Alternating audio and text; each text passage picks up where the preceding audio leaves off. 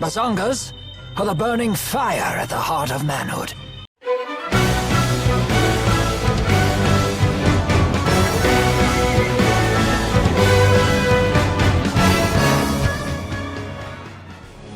Hello, Tales friends and fans and general YouTube community. I finally got around to playing Tales of Xillia. This was a game I was really looking forward to because my favorite YouTubers and my friends who love Tales, this is like one of their favorite games. And ever since I became a Tales of Arise simp, I've sworn to beat this game, and now I have. This is more so of me spilling my thoughts all over the floor about this game, more so than a review. I'm going to break it down in between each section, like combat, story, characters, music, you know, the general gist. And let's start with my favorite part of any game, the combat system, and just the general gameplay and all the other little nits and crannies you got going on to upgrade your characters and stuff. I'm always going to start with the positives in my videos because that's just what I like to do, and then I'll go on to the negatives.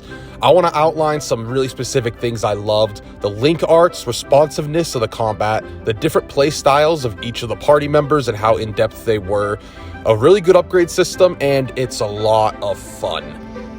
This game definitely had a really good flow going on. I loved how you would link with your party members and you'd get kind of different stats based off of them. And then you would be able to do those linked arts where you would do these special super moves that were really flashy for PS3 age. And there were so many of them and different combos with each party members, and it never really got old trying to find the different combinations and see what you could do. And then upgrading your team is something I find very important. You know, is it easy to follow? Is it in-depth? Is it fun? I really enjoyed Xillia's ways of doing it. You could go basically get a bunch of materials from exploring, and once you get to your shop, you could donate these materials and it upgrades the shop all the way up to level 99, which lets you get new armor, new weapons, a bunch of new items. I really enjoyed that mechanic. It kind of felt like dumping in all the stuff I explored out in the open. The skill tree is easy to follow. You get SP from leveling up, and then all the skills have descriptions and are easy to read, and you just put them on based on your SP number. And I really enjoyed building my team in this game. It really was a lot of fun, and I was basically playing as everyone, but I mained Leia in the game for a lot of reasons, but here's one.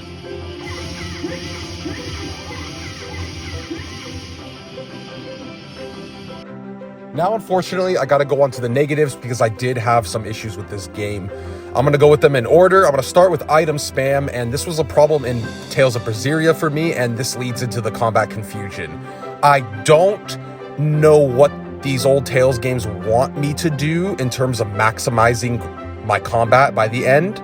This is totally a me thing, and I'm not saying the old Tales games have bad combat by any means. I just do not understand it, and even after 2 of the older titles now, I still don't understand it. It seems to be a battle at the end of how many items do I have to keep my team alive to do enough damage to win. I don't feel like there's enough defensive options. I know it's in the terms of a fighting game style, these old games, but Jude's quick dodge is nice, but it does not give him enough reward to really do anything. You just kind of get a stagger. I absolutely hate standing there and blocking. I don't want to sit there and tank hits. I want ways to be able to avoid damage as much as possible or get better at the combat to where the enemy can't touch me.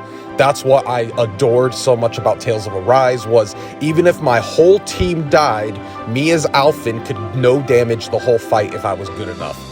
Right now in Tales of Xillia, it's item spam. My AI is dying over and over, and I can't really do anything about it. I'm getting bombarded by spammy attacks from the enemies, and I really don't know what to do besides try to combo them into a linked art, into, you know, the linked art meter, and do 3 of them.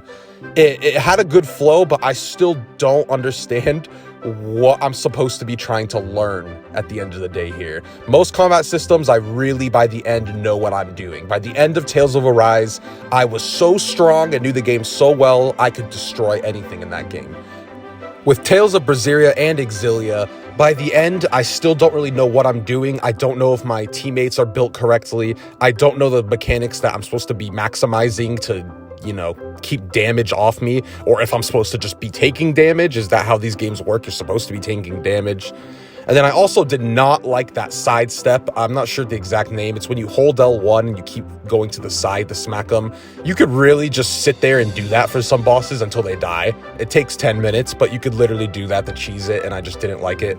It just had some balancing issues that I just wasn't a fan of, and it was a lot of fun compared to Berseria. I did have a blast with it, but I could not get into it the way I was hoping I could, and that's really unfortunate. I'm going to give Milla's side a try to redo the game and get some different opinions on it, but as of right now, the combat system was fun, but nowhere near a rise for me.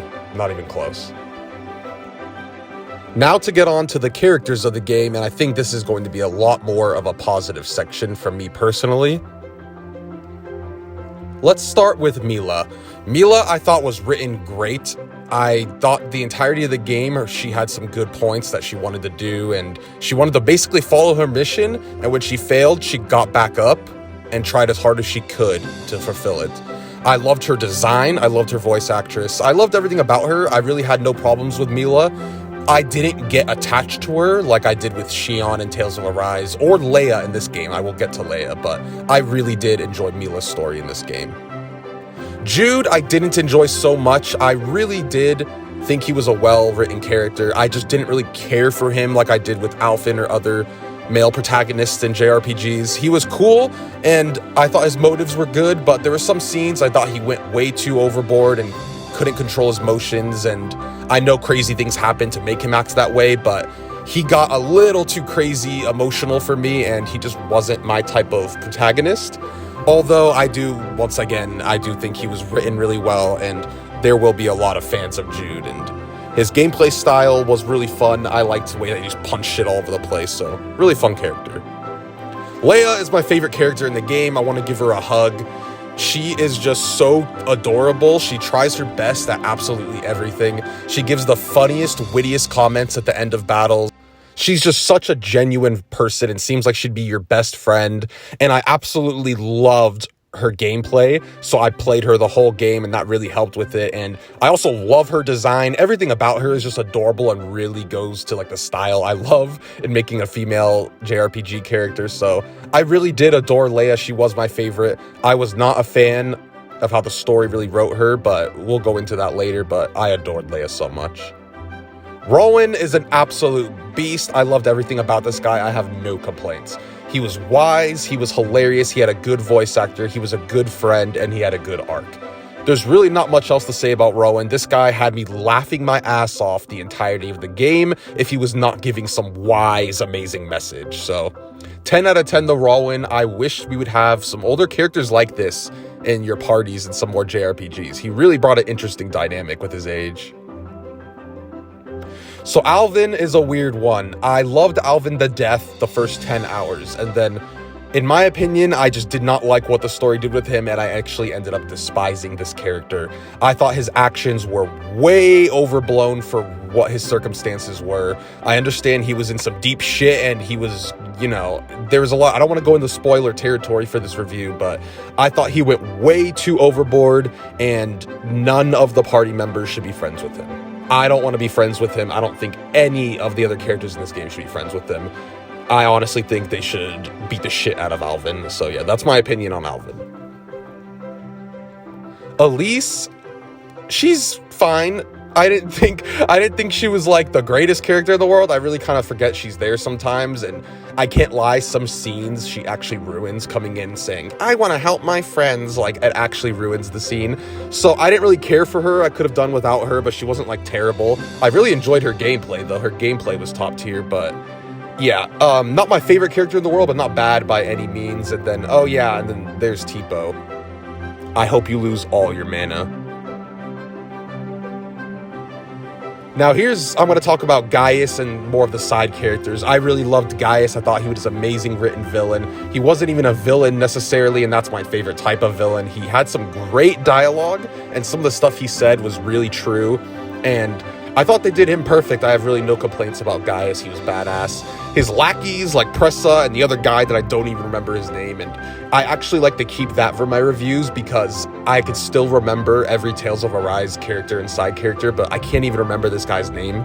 with the little feather on his head. So when that happens, it obviously was a bit of a flaw on the game's part of not making me that interested.